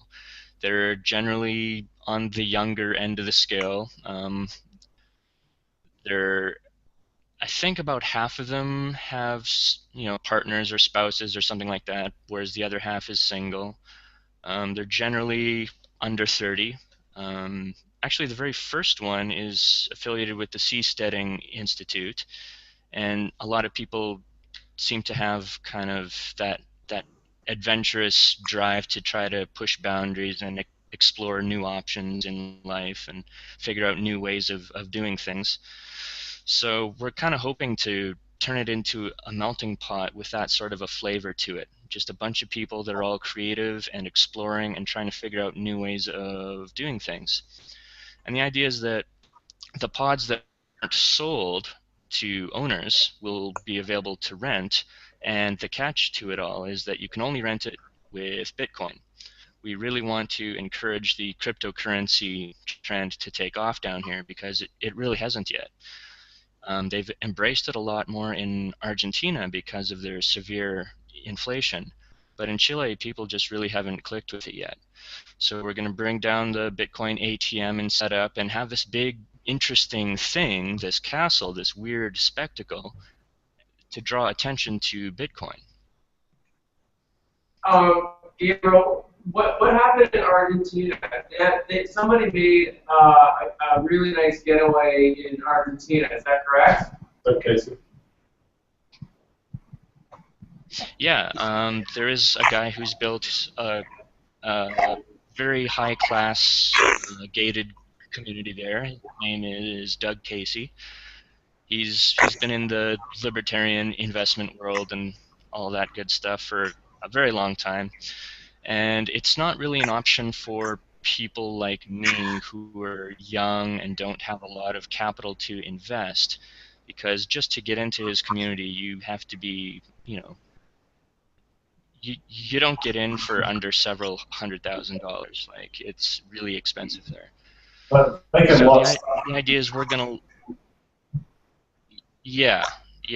The idea is we're gonna let those guys who have retirement funds enjoy their peaceful, gated, elitist community, and we're gonna start something brand new. Cool. Any more questions for Gabriel? How much are the pods? How much are the pods, Gabriel? $5,000 and a 10% discount with Bitcoin. Oh, right there. Yep. Check. Check one. Oh, yeah, just. I can hear you. Yeah, 1 second. Hey, Gabriel, go ahead. Hey, check. Yeah, good. Okay, where did you lose me? $5,000 is what we heard. Yes, $5,000 or a 10% discount with Bitcoin. So $4,500 in Bitcoin. That's not bad. And where do you plan on putting this now? Keep it on this Holly Gulch, or? Yeah, now that we've decided to move out of the Gulch Valley, we're looking just to the west, to the province of Valparaiso. So it's going to be on the coast instead of in the Central Valley. So where is the closest city? Viña del Mar. Viña del Mar. Is that in the north or the south? It's just west of Santiago. Ah, gotcha. There you go. All right. Any other questions for Gabriel or anybody? I'll just jump in and touch on something that was brought up earlier real quick.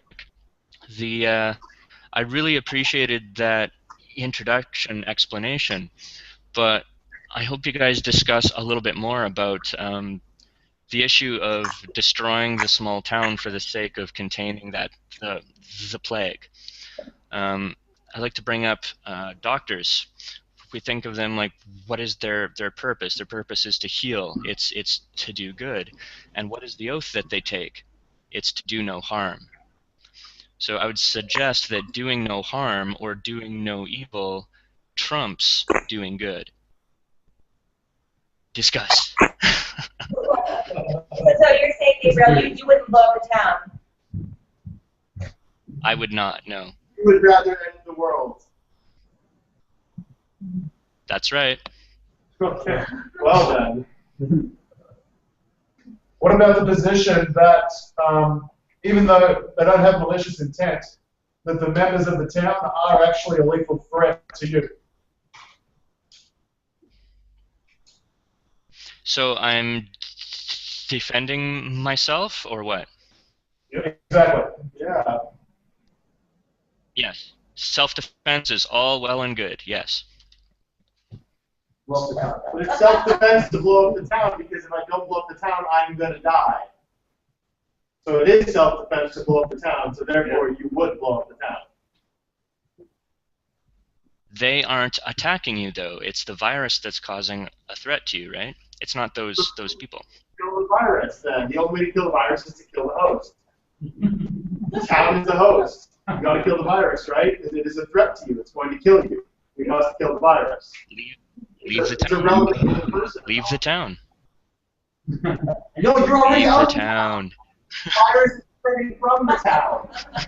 You're out of the town already, but even if you stand still.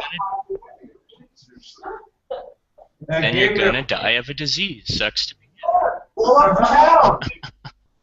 Preventable disease. It's a preventable disease. You still blow up the town. Hey, Gabriel, do you have any children? No, sir. If you have children, you blow up the town.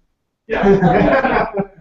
And it's been my right to defend myself from the virus, and the only way is to blow up the town. So, just because you don't want to defend yourself, you're willing to sacrifice everyone alive for your principles, which I'm not. So why can't I defend myself? You can, but you're not just defending yourself against the virus. You're defending yourself against the virus, and you have the byproduct of killing a bunch of human beings who did nothing wrong. And who says that it's equal rest? And who says that the people who have the virus don't have the virus? He's saying you're a scumbag. No, but it's okay. You're cheering. Let's say these people who have the virus, who might have the virus, say, okay, we have the bomb too, so we'll attack and try to strike. It never happens. They were self-defending.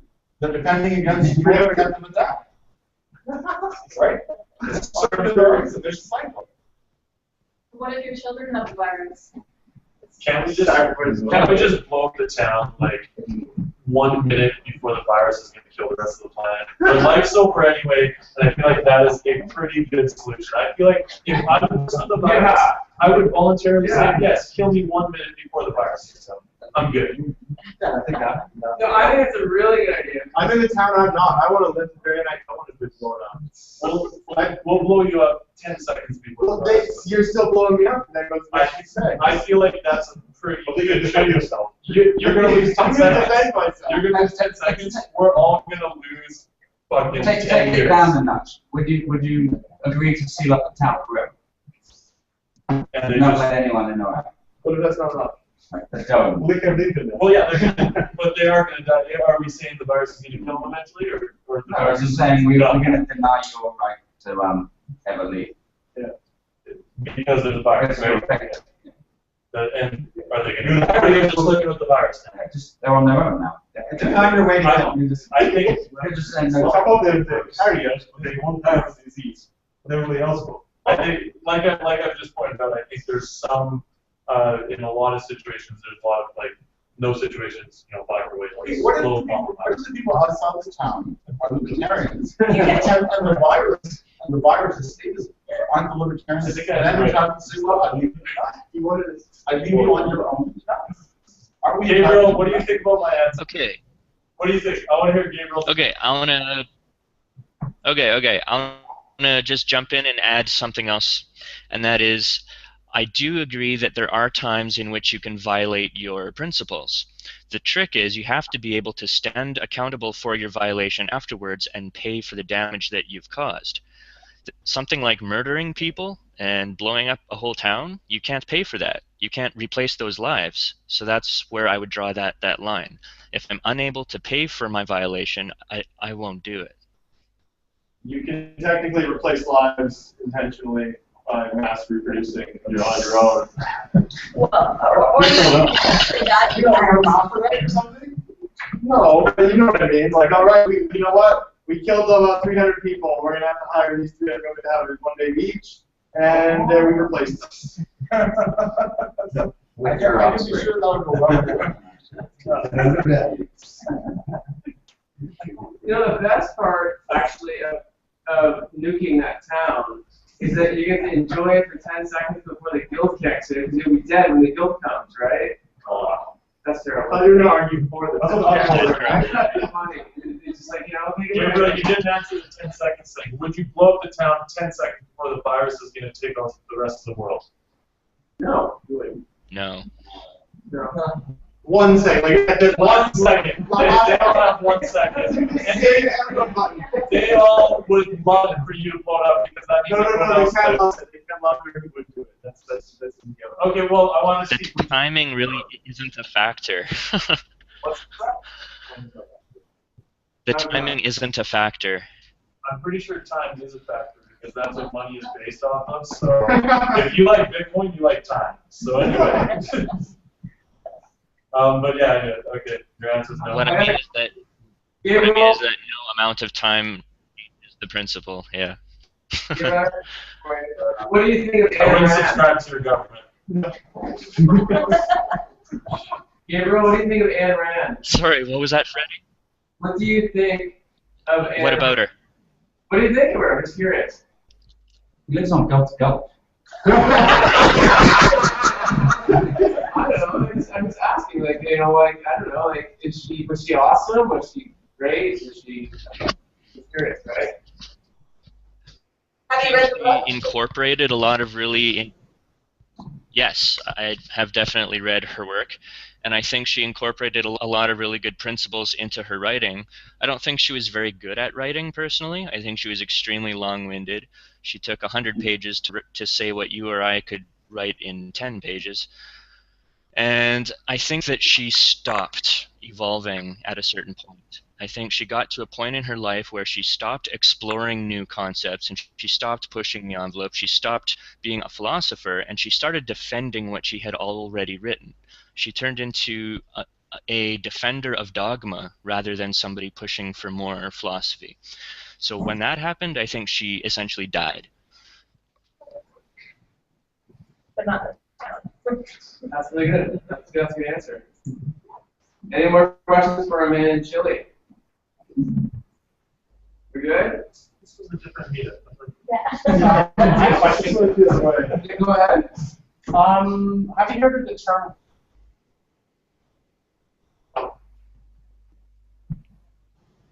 I'm losing you. Have you heard of the term "free man on the land"? Oh, yes, absolutely. What are your thoughts on that? I think getting a consensus out of them is really difficult because they're all coming to the movement from a different perspective. I think a lot of them are on the right track in terms of their premise, the idea that you should be able to opt out of the legal system. I think that's great. I think we should all be able to opt out. But a lot of them also have the idea that we all own this land. We all own the land mass called Canada, and we all have the right to extract and manage the resources and sell them and all that stuff. And I really don't buy into that. I don't believe that we all own all of this land and that we all should get rich off it, etc., etc. So I think if you take all that stuff out of it, just the idea of being able to opt out of the state is great. All right. But don't you need to use the land to get the resources, to get the technology that lets you do things like build a crazy castle hotel? None of this would be possible if we hadn't been, Absolutely. Absolutely. But I don't think they should be commonly owned. I think they should be privately owned. I think everything should be privatized. Everything? Everything. Yeah. That's great. Would you be listening, Bernie? All right, cool. Excuse me, what? Before we let you go, do you want to tell us about the weather down there in Chile? How are things climate-wise and everything else? It's kind of the tail end of winter here, for lack of a better term. So the nights are cool, but the days are great. And is it year-round beautiful? For the most part, yeah. In the middle of your summer, we have a couple of months of rain, but it's really not that bad. What's the downside of Chile? I'm going to say that the legal system involves a lot of very small annoyances. Like in the States, in Canada, we have really huge barriers. So getting into certain businesses is really difficult. There's a lot of large obstacles to deal with. In Chile, they don't have any large obstacles, but there's a shit ton of really small ones that are really annoying. Everything has to be notarized. Everything needs your thumbprint on it. Everything needs to go through 10 different offices, and it just takes up time. It's kind of a pain in the ass. And also Spanish. I'm not a huge fan of Spanish, so there's that. Awesome. All right. Any last question? You have one? Go ahead. I have a question. What you guys are doing? Are you guys posting it, like your experience somewhere? So, like, if somebody wanted to do something similar in a different country, they could learn as you guys are doing what you're doing. Absolutely. So one of my partners with this project, he was recently up in the States attending the Open Source Ecology project. And that's where they essentially teach people how to build all of the essential machines that a civilization needs. So they have a standardized blueprint kit for a car, a standardized blueprint kit for a tractor. And all of these different machines, they use interchangeable parts. So they have one motor that powers everything. So if something breaks, it's simple to replace. Or if one thing breaks, you can take a piece from the next machine and replace it for as long as you need it, etc. So anyway, he was up there studying with them and figuring out how all that stuff works. And he's coming down to help build the castle, and we're going to adhere to that principle. So we're definitely going to be documenting every step of the way and trying to make it as easy as possible for other people to learn from our mistakes, because I'm sure we'll make plenty of them, and also learn from what does work, so that the next time somebody tries to do something like this, it'll be a lot easier and hopefully cheaper. Cool. Awesome. I think that's it, everybody. Is that cool? We're good? We're good? Gabriel, thank you so much.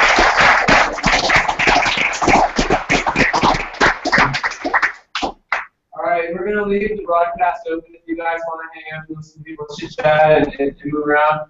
Gabriel, thank you so much for your time and your perspective from Chile. We really, really appreciate it. Yeah, thanks for having me. All right, cool. All right, everybody, we just mingle and hang out, and I have to go in a bit, but I wanted to come here if anybody has questions about the show and ask them. Oh, yeah. Here. Yeah. Yeah, sure. Cool.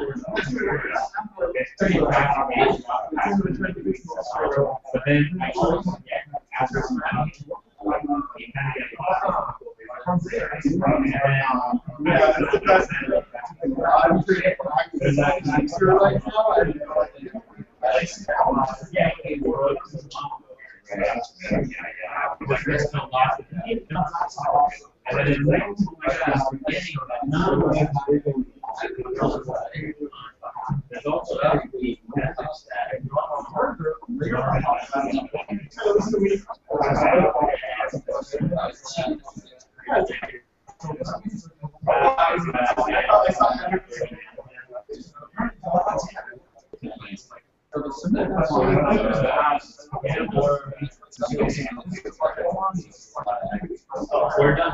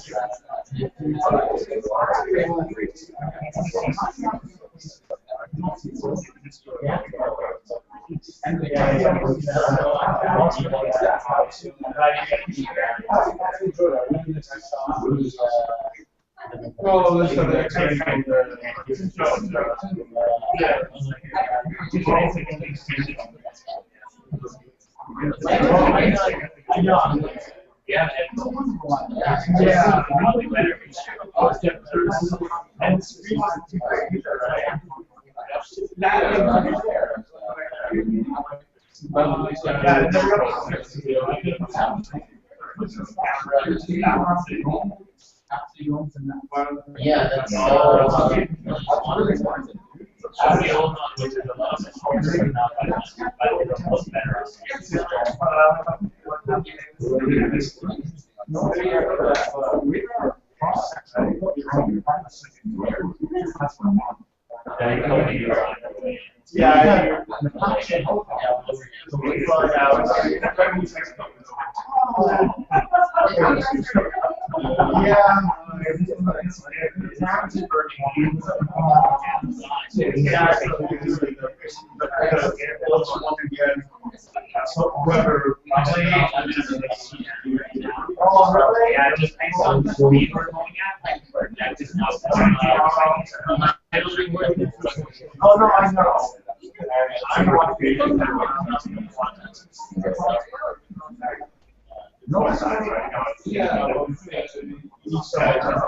Verifying the sender, verifying the receiver, and the sender quality of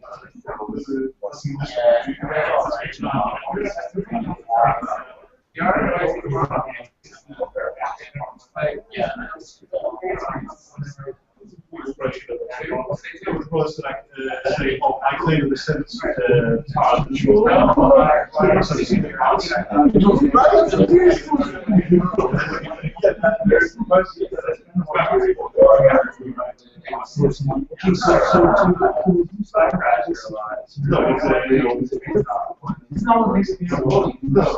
biases and sender says sender parts. So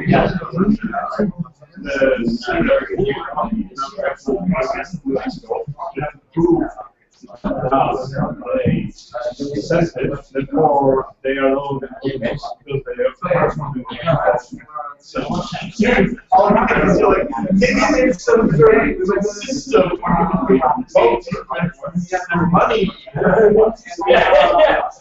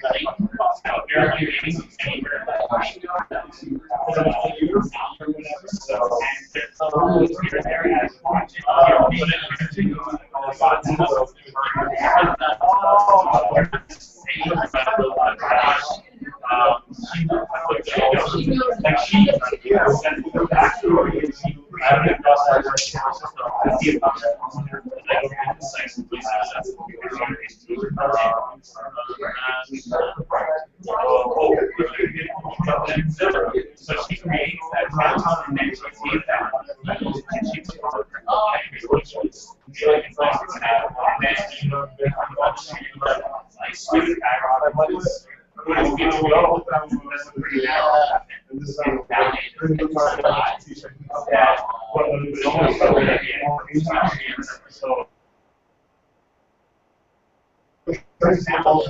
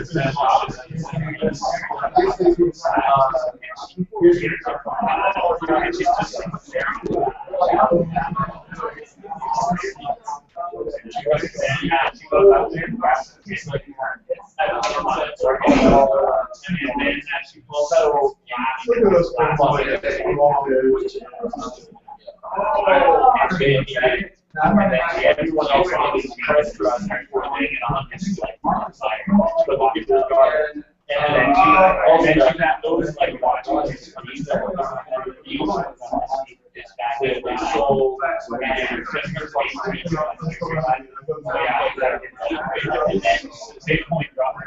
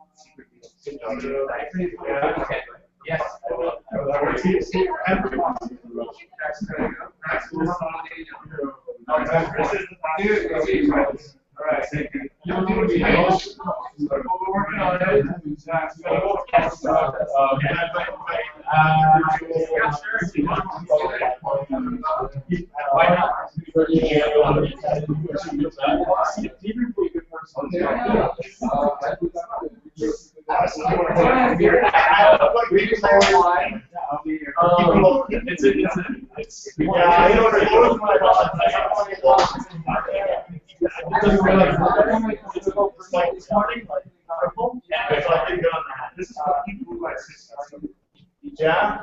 It's still it's good. It's never done. So I'm the orders for the transaction has changed after this. And it goes back to the active. My website has entries between their return the Bitcoin and a new which is unfortunate. I'm trying to figure out a way to fix it. But an easy solution is asking Cam to stop buying beer with that specific address.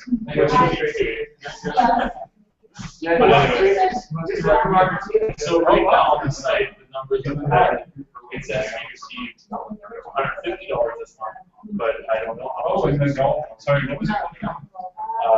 Last number was 60, which is pretty good considering a shitty web developer, and he received $60, which is pretty sweet. I think so at the end of this month, if he receives $65, if he doesn't, I'll be like, well, what you shit. What brought you there? What's the yeah, I just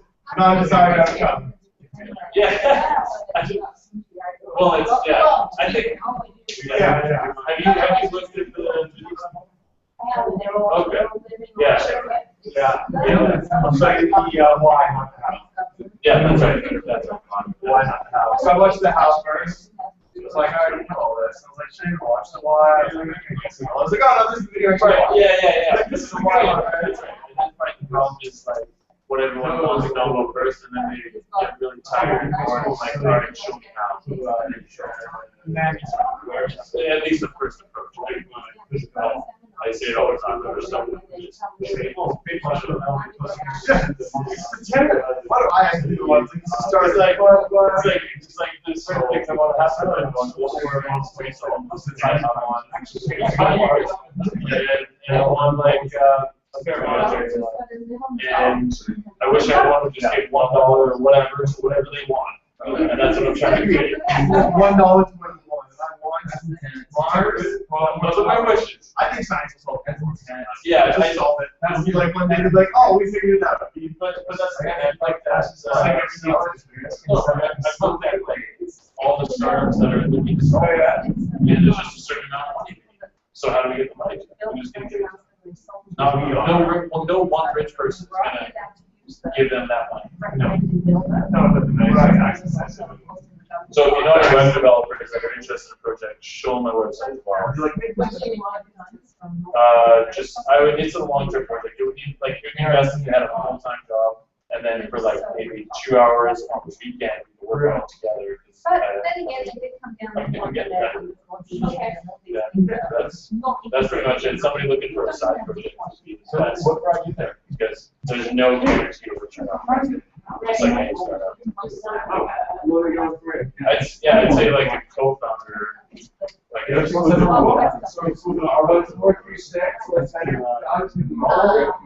Yeah. That was interesting.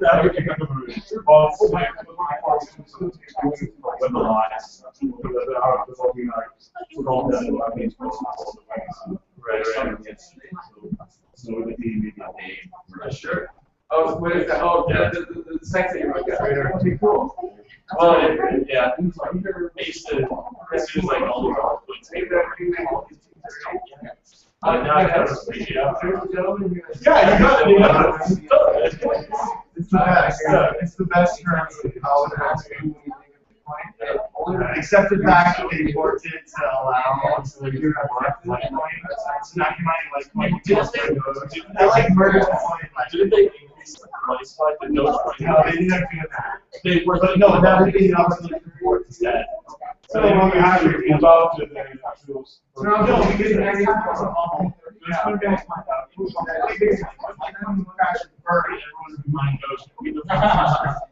instead, they accepted absolutely fucking market. So now they're just going to get forked by one they like tools and board.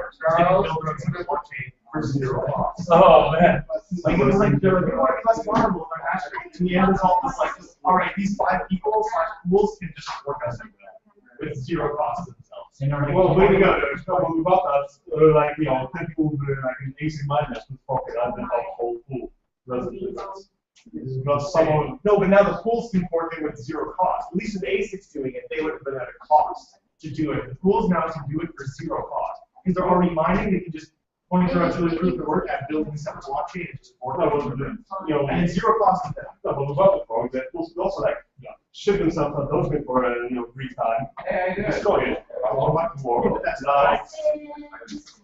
But that's the difference. They made it free. Right, so in the protocol, they can change that back so they can but then no one mind. No points coming up. I think it'll be fine. I think it would be fine. Develops a way to prevent the That's if anyone's gonna bring it, anyone's gonna get around. Yeah, we'll try it. Yeah. It's interesting working on you were here tonight. It seems like I don't know how knowledgeable you were at the beginning. Like, what's zero? What subject matter? Like computer science, finance, which one do you have? First rest. I don't know, like, background. No, background. I mean, high school background. Well, I think No, what about me?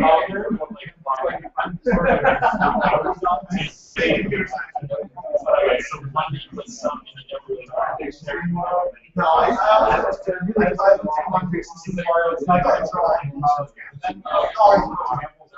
no big deal. Just put it on the days and then we can always but now you understand. Is it like I understand? This is a pretty social pretty good. But when you start getting some conversation like, oh, I'm in this area, and I feel like all areas that I still get lost. And then all the neighbors that work, and then the moment that things don't require. Yeah,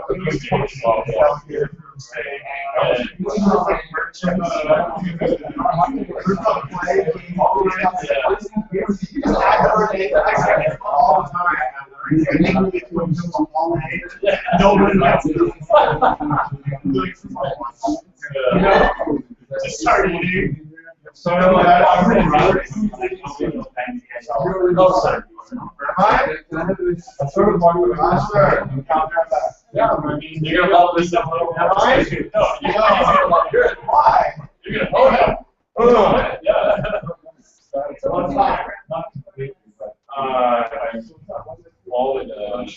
All those thoughts I just find as a candidate. I don't know, creative sound. I took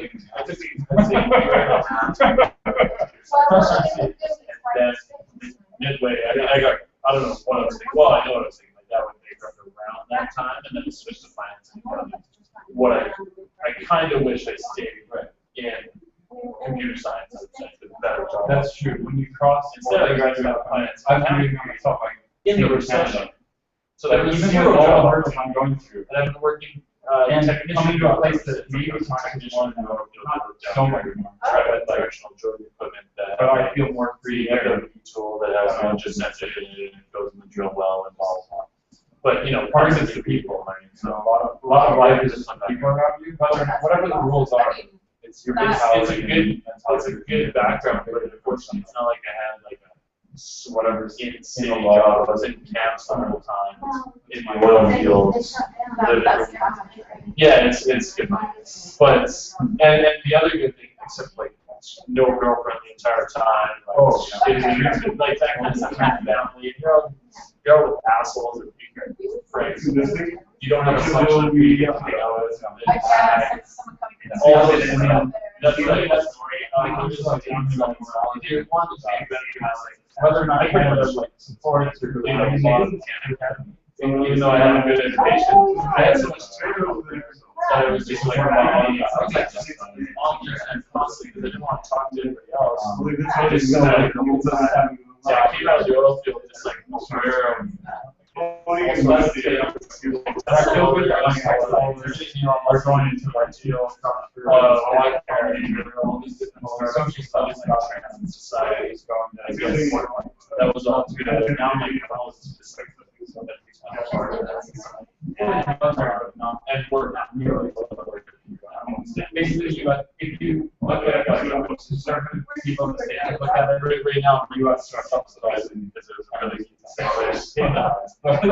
but so Canada, I might find out tomorrow that I got not operated by them now, which is protected by that on the ground. Yeah, I took this. Like when I came for it. Like the power plant. That's awesome. So the building up would be using that. I got into this. I never read that this 2 hours. Well, because that's I mean like yeah, so you would like my voice that's it. It's the cost of how long you can start doing this? You really have to have all your ducks in a row, and then you force it really cut off. Not really get around here. Set up a multi. That's cool because even though the next level, like you're the expert, you are the lots of money in it, but it's all being made in the you're losing money on your high tax. Yeah, but when you're at my level,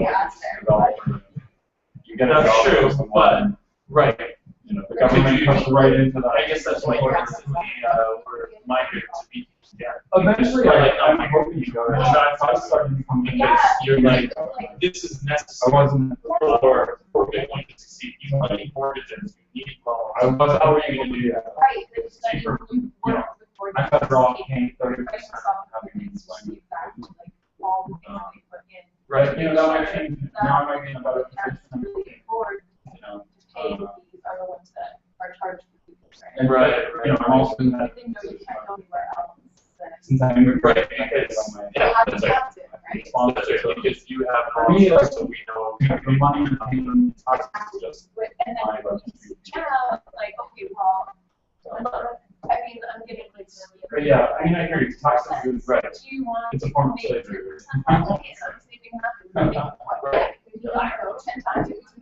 Yeah, right. And in BTC Jam, it's not like you send, it's all Bitcoin. But it's not like you owe them Bitcoin. You owe them Canadian dollar denomination, your local currency denomination, and you pay it back in Bitcoin. But you, like, no matter what the fluctuation is, you're paying back. Yeah, you're paying back the same thing. Yeah. In the current financial. I think that is. Usually it's more about to borrow as well. Okay. But at least now, this is the business. And they're like, most folks get the value of Bitcoin directly. So, you know, I think they're probably right. Last so, you're seeing it right now. Yeah. So, working with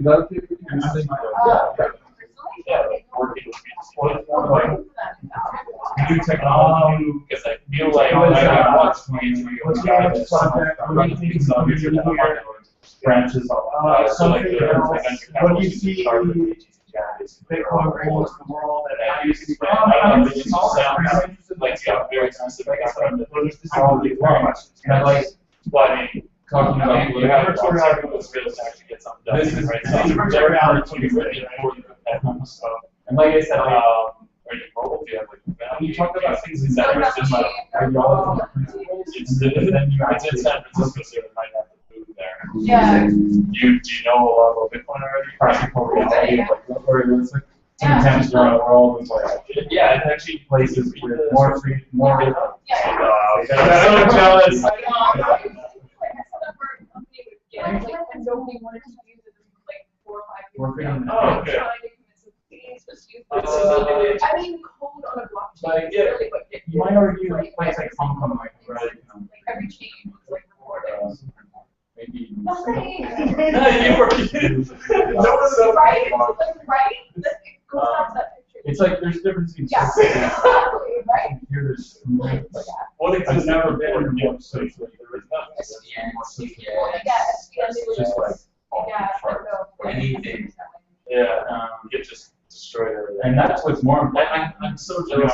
You know, like I looked at the source code. Yeah, I have stared at it. That's sure. I have scrolled through it. But you can actually see what it says. Like, and you're like, the code's going to do this. Yeah. Like here's there's more monopoly All points you can like barriers. close the repositories and you can see exactly what they worked on. There are mistakes too. Bitcoin or whatever coin they Right. worked on, you can see exactly what they've changed. Right. Right. So in one China, how many hours did it take you to be like, okay, the math is solid? Because I had an error. I had an error in geography.